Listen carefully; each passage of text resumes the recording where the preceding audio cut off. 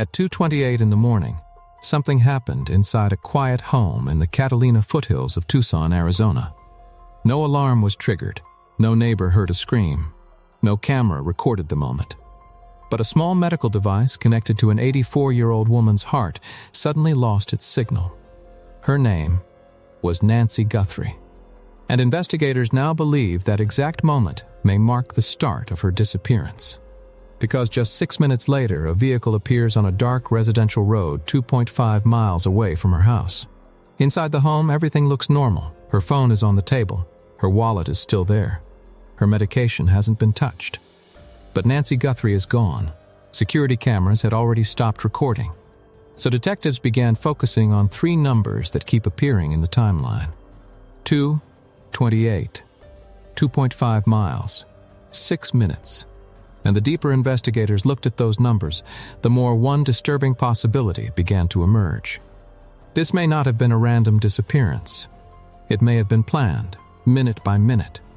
Tonight we're going to follow the timeline, the evidence, and the 2 names investigators quietly keep returning to in the search for Nancy Guthrie. And by the end of this story, those 3 numbers may reveal exactly how this mystery began. So this is my window that I'm getting ready in the morning, and I saw him out there. Tonight, this new Ring camera footage obtained by Fox News Digital shows the car driving around 2:30 a.m. The obtained Ring camera video from Nancy Guthrie's neighborhood is now part of the investigation into her abduction. Alina, this video is from right outside Nancy Guthrie's home.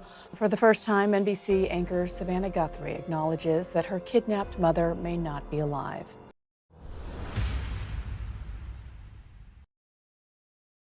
Saturday evening, January 31st, 2026. The kind of night that gives you absolutely no warning. At 5:32 in the evening, Nancy Guthrie opened the Uber app on her phone and rode to her daughter Annie's house for dinner. She sat at a table surrounded by family. She ate a warm meal. She laughed. She played card games. For 4 quiet hours, nothing about that evening felt different from any other Saturday they had ever spent together. At 9:48 that night, Annie's husband, Tommaso Sion, drove Nancy back home to the 𝐂𝐇𝐀𝐏 foothills. He pulled into the driveway. The garage door opened. Nancy stepped inside. 2 minutes later, at exactly 9:50 p.m., the garage door closed behind her. Sion later confirmed he stayed in the driveway and watched until she was safely inside before he drove away. That garage door closing at 9:50 p.m., that single mechanical sound in the quiet Tucson desert, was the last confirmed moment Nancy Guthrie was seen alive inside her home. For the next 3 hours and 57 minutes, complete silence. No phone calls made, no messages sent, no movement detected. Just an 84-year-old woman, alone in the home she had lived in for over 50 years. Sleeping in the same bedroom, trusting the same neighborhood, completely at peace, completely unaware. Now pause for a second and think about this carefully, because this is the detail that changes everything. Between 9:50 p.m. and what happened next, nobody entered through the front door. No alarm was triggered. Not a single neighbor heard anything unusual.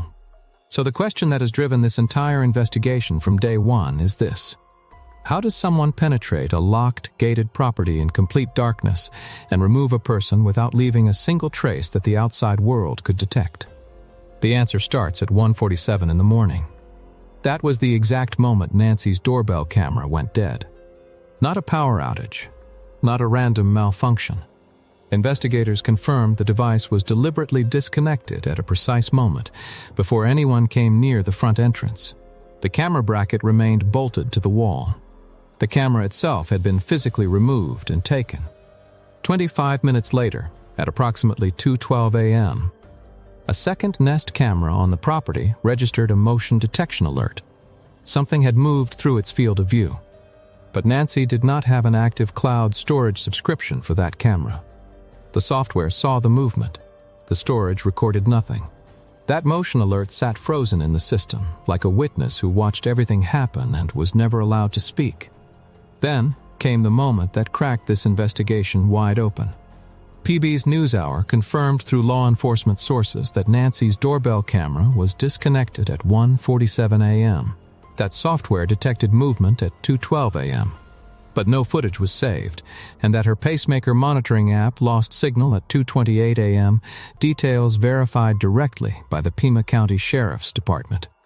At exactly 2:28 in the morning, Nancy Guthrie's cardiac monitoring application lost its Bluetooth connection to her pacemaker. This was not a theory. This was not speculation. This was a confirmed medical data timestamp, verified publicly by both the 𝐂𝐇𝐀 County Sheriff's Department and the FBI. A pacemaker monitoring application disconnects under only 3 conditions. The phone moves too far from the device. The application is manually switched off, or the person wearing the pacemaker is physically moved far enough away from where the phone remains. Every single scenario leads to the same conclusion. At 2:28 a.m., Nancy Guthrie was being moved. Her phone remained on the nightstand. Her medication sat untouched. Her wallet, her hearing aid, her reading glasses, her car, everything she would ever need was still exactly where she had left it. Only Nancy was gone. And exactly 6 minutes later, 2.5 miles away on a road called Camino Royale, a vehicle appeared from the darkness, and then vanished.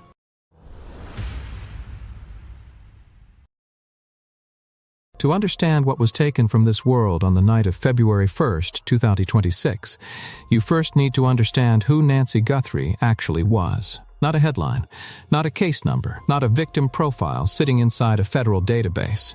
A woman. Nancy Ellen Long was born on January 27, 1942, in Fort Wright, Kentucky. From the very beginning, she was the kind of person who showed up completely, for her faith, for her community, and above everything else, for her family. She graduated from the University of Kentucky, married Charles Errol Guthrie on December 28, 1963, and began building a life that would eventually take her across the world. Charles was a mining engineer. His work took the family to Melbourne, Australia, where their youngest daughter, Savannah, was born in 1971. 2 years later, the family moved to Tucson, Arizona, and settled into a burnt adobe home nestled in the Catalina foothills, surrounded by desert, silence, and a view that felt like it had been waiting for them. That house became everything. Nancy raised 3 children inside those walls: Savannah, Annie, and Cameron. She built a 20-year career in public relations at the University of Arizona. She became the kind of neighbor people remembered, the kind of colleague people missed when she walked out of a room. And then, in 1988, in the middle of a mining trip to Mexico, Charles Guthrie died of a sudden cardiac event. He was 49 years old. Nancy was 46. Sit with that for a moment. A woman alone, 3 children, a house in the desert, a grief heavy enough to collapse most people entirely. She never collapsed. She held her children together through sheer faith, discipline, and a quiet strength that her daughter Savannah would later describe on national television as unmovable. Not strong in a loud way. Strong in the way of someone who has already decided, no matter what arrives at her door, she will not break. Nancy never remarried. She never left that house. For 38 years after Charles died, she lived in the same Catalina foothills home where she had raised her children. Same walls, same desert view, same quiet that settled over the neighborhood every single night like a blanket. At 84 years old, her mobility had slowed. Her pacemaker kept her heart in rhythm.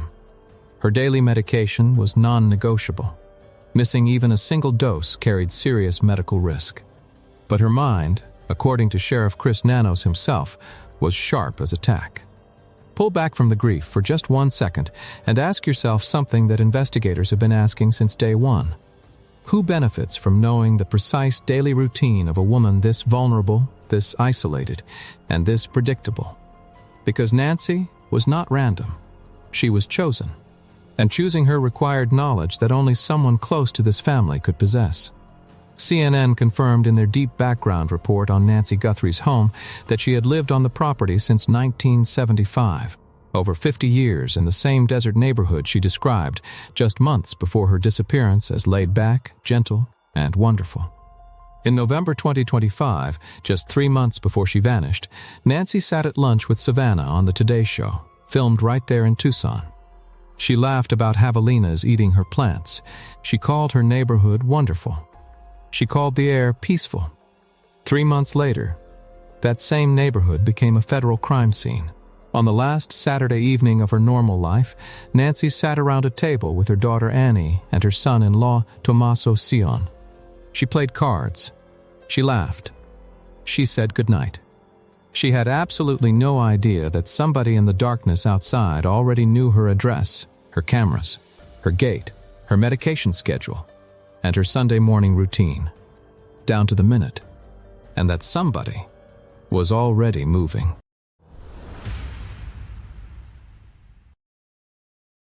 For 9 days, investigators believed the most important evidence in this case was gone forever. When Nancy Guthrie was reported missing on the morning of February 1st, the first thing agents examined was the Nest doorbell camera mounted above her front entrance. The device had been positioned roughly 6 feet above the door. It had seen everything that happened that night. But without an active cloud storage subscription, the camera had no permanent record. The internal storage had already been overwritten. By the time investigators arrived at the scene, the footage appeared to have vanished completely. 9 days passed, and then the FBI decided to go deeper than anyone expected. On February 10th, FBI Director Kash Patel publicly confirmed that agents had successfully recovered fragments of footage from residual data stored inside the back-end systems connected to the camera's servers. Google engineers worked directly alongside federal investigators during the entire recovery process. What they found inside that data did not just advance the investigation, it changed its entire direction. The recovered footage revealed a masked figure approaching Nancy Guthrie's front door during the early morning hours of February 1st. Head to toe in dark clothing. Black gloves, sneakers. A face covering that appeared lighter in the infrared imaging but was confirmed by investigators to be black. The individual carried a black Ozark Trail hiker pack, a 25-liter backpack sold through Walmart, and positioned in a front-mounted holster, clearly visible in the footage. A secured firearm. So, let that land for a second. A weapon. A mask. Gloves. A fully loaded backpack. A locked residential property entered in complete darkness at 2:30 in the morning. At what point does this stop looking like a crime of opportunity and start looking like something that was rehearsed? CBS News confirmed through 2 law enforcement sources that the FBI worked directly with Google to recover the Nest camera footage from back-end systems, and that the individual seen in the images is considered an active subject investigators are urgently seeking to identify. Former FBI agents and law enforcement analysts who reviewed the released footage noticed something that made this far more disturbing than the equipment alone. The figure was not rushing. There was no panic in the movement, no hesitation at the gate, no pause to figure out the path. The person moved through the property with the quiet confidence of someone who already knew every inch of that layout. One former FBI agent described the movement in a single word: calm. Not nervous, not urgent, not afraid of being caught. Calm. And then the figure did something that revealed exactly how prepared they truly were. They raised a gloved hand and covered the camera lens directly. When that did not fully block the view, they reached into the nearby plants, pulled a section of cut shrub, and placed it deliberately over the lens. First the hand, then the vegetation. 2 separate methods, both prepared in advance. The kind of backup plan someone develops only after studying a location carefully. Through forensic reconstruction, agents set up a white tent outside the entrance. Using infrared lighting identical to the camera system, they dressed investigators in similar clothing and analyzed body proportions frame by frame. The FBI estimated the subject's height between 5 feet 9 and 5 feet 10 inches, average build. And during close analysis of the infrared images, former FBI supervisory agent Jim Clemente identified something else entirely. A possible mark on the subject's right wrist, what appeared to be a tattoo. If confirmed, that single detail could serve as a direct biometric identifier, the kind of physical evidence that eliminates some people from suspicion entirely while locking focus onto others. But none of that was the detail that truly stopped investigators cold. Because when the FBI examined the recovered footage more carefully, they made a discovery nobody had anticipated. The images came from 2 separate dates. The masked figure had been standing at Nancy Guthrie's front door before the night she disappeared. Someone had already visited, already studied the entrance. already measured the camera, already memorized the property. And then they came back, this time with a weapon and a plan.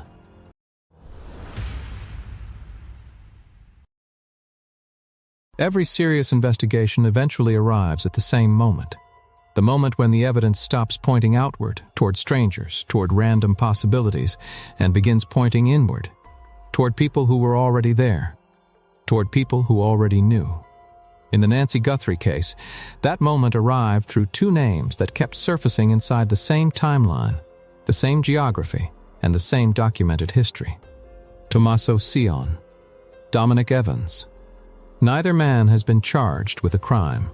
Neither has been formally named as a suspect by any law enforcement agency, but both remain inside the documented record investigators continue to examine, and understanding why requires going back to the beginning of their connection.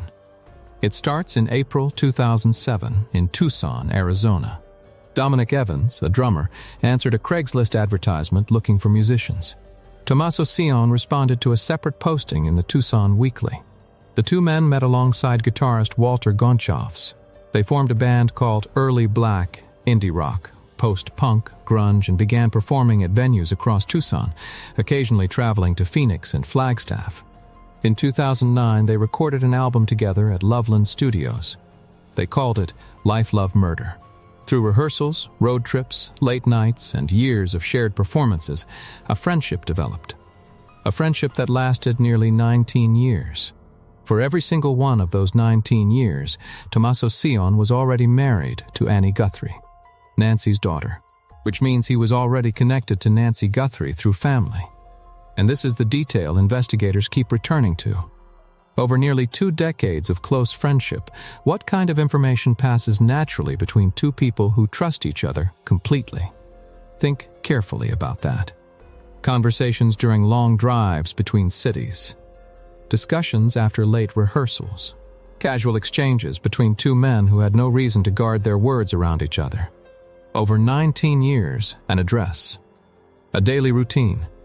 A medical condition, a security system, the layout of a home. The schedule of an elderly woman living alone. These details do not get shared intentionally. They travel quietly, almost invisibly, between people who have no reason to think anyone is listening. Dominic Evans himself confirmed that he met Nancy Guthrie only once, at an Easter gathering held at her home in 2011. He attended with one of his sons. He walked through the gate. He entered the property. He passed through the same front entrance that a masked figure would later approach in darkness 15 years later. That fact remains part of the official record. Now hold that against something else entirely. The FBI searched the home shared by Annie Guthrie and Tommaso Cion 5 separate times. 5. Not once. Not twice. 5 separate searches of the same residence during an active federal investigation, each return indicating that agents were pursuing something specific they had not yet fully confirmed. During one visit, agents carried a silver briefcase inside. During another, they left carrying a white equipment case and a brown evidence bag. Annie's vehicle was towed and impounded as part of the investigation. Fox News Digital confirmed through law enforcement sources that the FBI executed a federal search warrant at a residence in the Catalina foothills, and that Sheriff Chris Nanos identified a detained individual as their person of interest who was later released without charges. Every member of the Guthrie family maintained a visible public presence during those weeks. Savannah spoke on national television. Cameron addressed the camera directly and asked for his mother's return. Annie cooperated with every search. One person said nothing. Tommaso Cion did not release a public statement. He did not appear beside Annie during any appeal. He did not address the investigation, the evidence, or the reward being offered. For more than 5 weeks, complete silence. Investigators noted the pattern. And in a case where every detail matters, where a pacemaker timestamp and a 6-minute drive have already rewritten the entire direction of an FBI investigation, silence is never just silence. It is a choice. And every choice carries a reason behind it.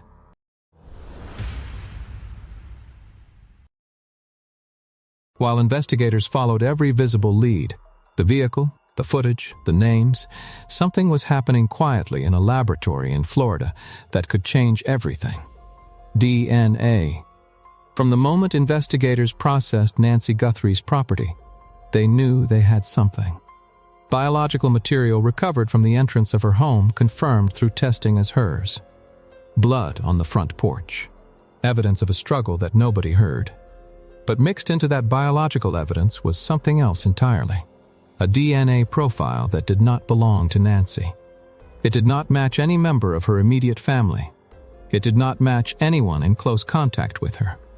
And when investigators ran it through CODIS, the FBI's national criminal database containing over 19 million offender profiles, it returned nothing. No match, no name, no face. Just a genetic fingerprint belonging to someone who had never been caught before. Then investigators found something else. A pair of black gloves discovered approximately 2 miles from Nancy's home. The gloves appeared to match those worn by the masked figure seen in the recovered doorbell footage. The FBI ran the DNA from those gloves through CODIS as well. Again, nothing. Think about what that means for just a moment. Whoever entered Nancy Guthrie's home that night, whoever planned this, whoever executed this, has never left a DNA record in any law enforcement database anywhere in the United States. That does not mean they are invisible forever. It means investigators had to go deeper. CBS News confirmed through law enforcement sources and forensic experts that investigators in the Nancy Guthrie case have turned to investigative genetic genealogy, the same scientific method that identified the Golden State Killer after 40 years, to analyze the DNA evidence recovered from the property. Investigative genetic genealogy does not require the suspect to have ever submitted a DNA sample themselves.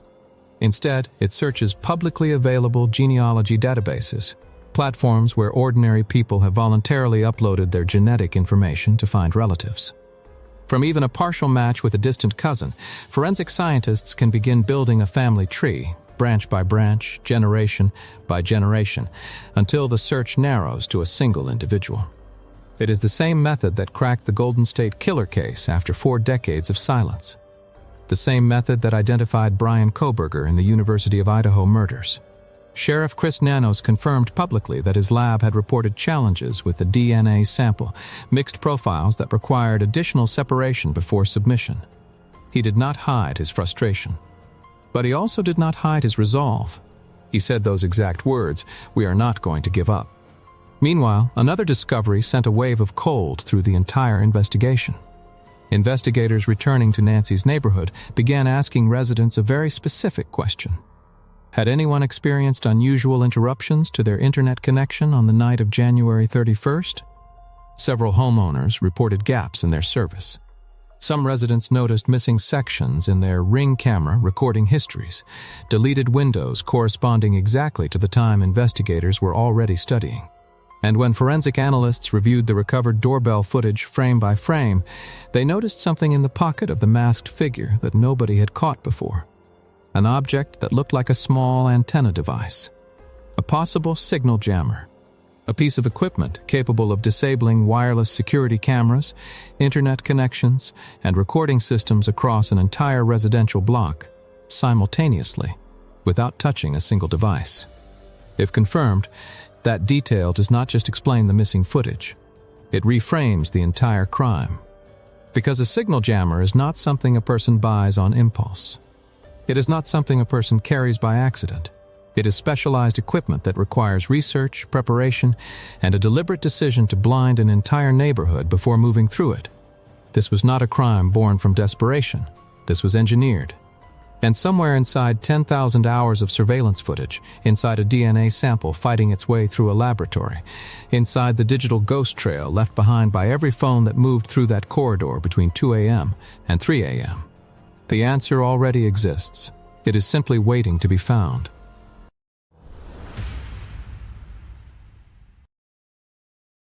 As of March 12, 2026, 41 days after Nancy Guthrie vanished from her home, Sheriff Chris Nanos delivered his most direct statement yet. He called this investigation targeted. He said his team knows why this happened. And he said the investigators are definitely closer. A dedicated homicide unit is working side by side with the FBI every single day. The DNA is being processed. The genetic genealogy analysis is moving forward. The digital trail from phones, cameras, and license plate readers is still being examined. The family placed yellow flowers at a tribute outside Nancy's home on March 2nd. Their handwritten card read, "Though we are surrounded by so much darkness and uncertainty, our love burns bright."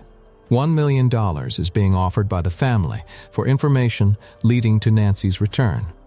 The FBI is offering an additional $100,000. NBC News confirmed Sheriff Nanos stated on March 2nd that investigators are operating under the belief that Nancy Guthrie is still alive and that they are definitively closer to identifying those responsible. If you know anything at all, investigators urge you to call 1-800-CALL-FBI or submit a tip at tips.fbi.gov. This case has required extensive research and has taken considerable time to cover every angle of the investigation. If you want to read the complete investigation in depth, all resource links will be added in the description. You can go through them there. Nancy Guthrie deserves to come home, and the truth is already out there.